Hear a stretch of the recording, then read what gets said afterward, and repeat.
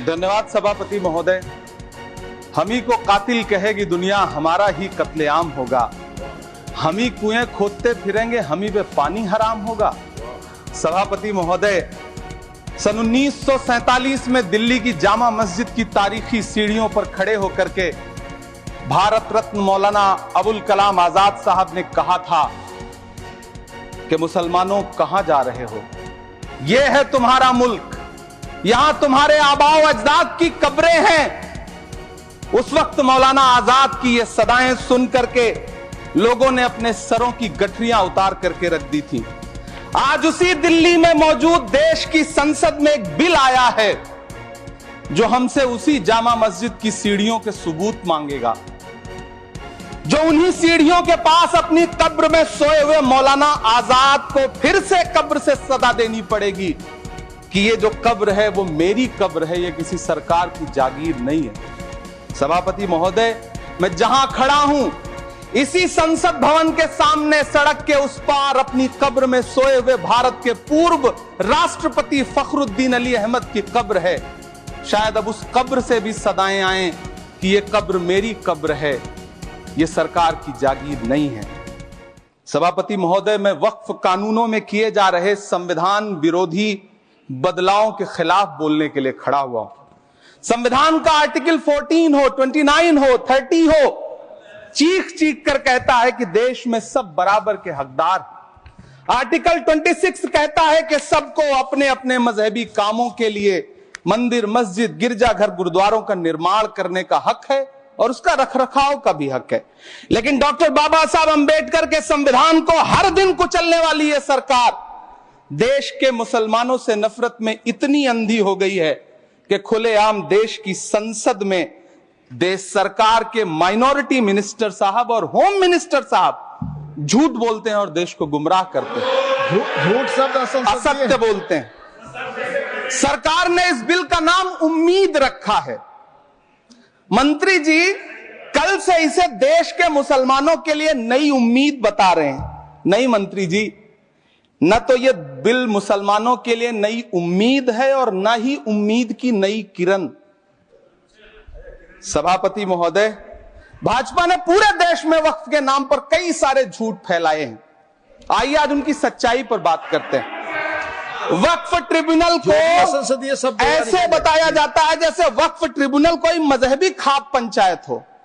सभापति महोदय, जबकि सच्चाई यह है कि वक्फ ट्रिब्यूनल भी तो सरकारी न्यायिक विभाग है जिसमें सरकार द्वारा नियुक्त जज होते हैं, जिसमें प्रशासनिक अधिकारी होते हैं, कहीं ऊपर से थोड़ी आ गए।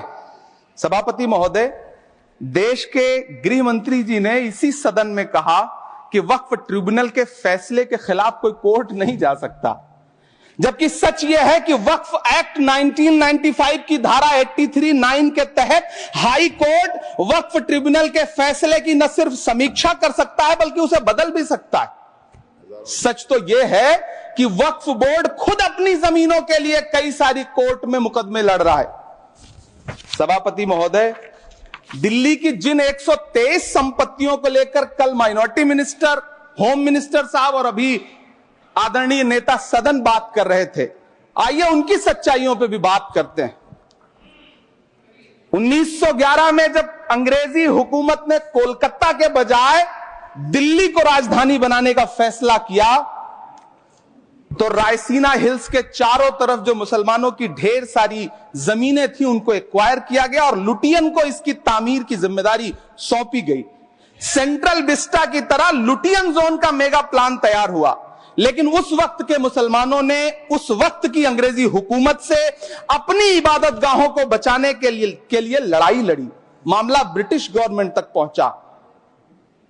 तब यह तय हुआ कि वो जो धार्मिक स्थल हैं उन्हें जस का तस रहने दिया जाएगा।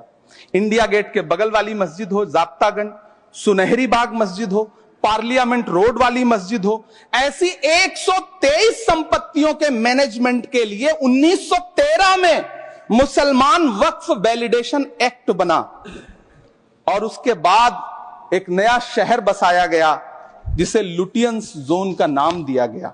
फिर 1943-45 के बीच एक और समझौता हुआ आजादी से पहले उसके तहत काफी सारी वक्फ जायदादों को सुन्नी मजलिस औकाफ बनाकर उसके अंडर किया गया ताकि उसकी देखरेख की जा सके। गृह मंत्री जी 2 दिन से सदन में जो बात कह रहे हैं वो दरअसल 123 संपत्तियां उसी सुन्नी मजलिस औकाफ के तहत आती है। सभापति महोदय, आजाद भारत आजाद हुआ।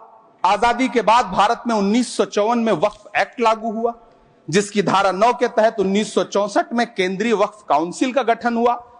दिल्ली की वही 123 प्रॉपर्टीज को 1970 में सर्वे गजट करके गजट नोटिफाई किया गया।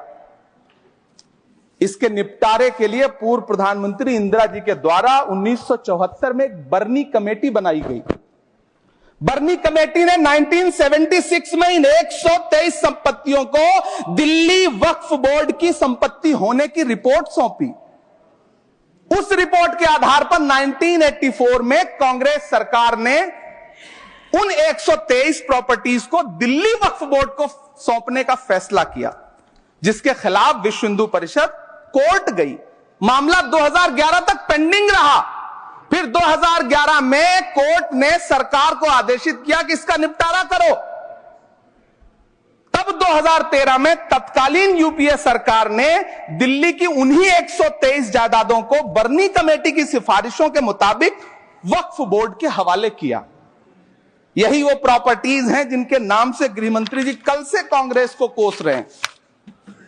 फिर आई 2014 में भाजपा की सरकार, जो तब से इन जमीनों को हड़पने की साजिश कर रही है।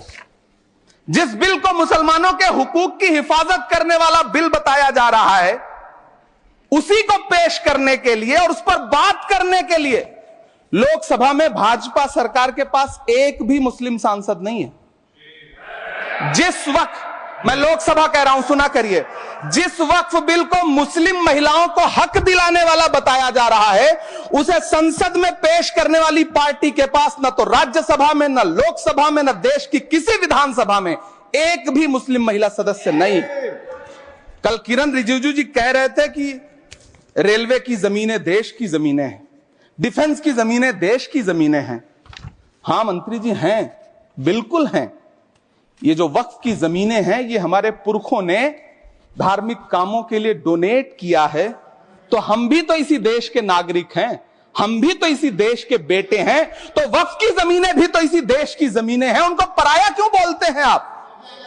सभापति महोदय, अशफाकुल्लाह खान जब फैजाबाद की जेल में फांसी के फंदे पर झूल रहे थे, तो इसी देश की जमीन के लिए झूल रहे थे ना।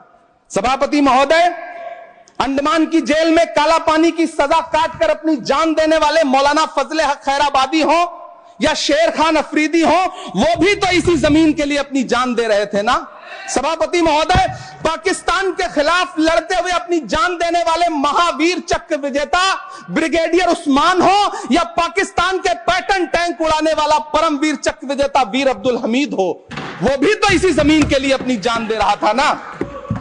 और मंत्री जी, मैं इस सदन में अलल ऐलान ये कहता हूं कि जब भी इस देश की जमीन को लहू की जरूरत होगी, आपसे 2 कदम आगे इमरान खड़ा मिलेगा, ये मैं आपसे यकीन दिलाते हुए कह रहा हूं। सभापति महोदय, मैं सरकार से कहना चाहता हूं, हमसे हमारी इबादत गाहें तो मत छीनिए ना।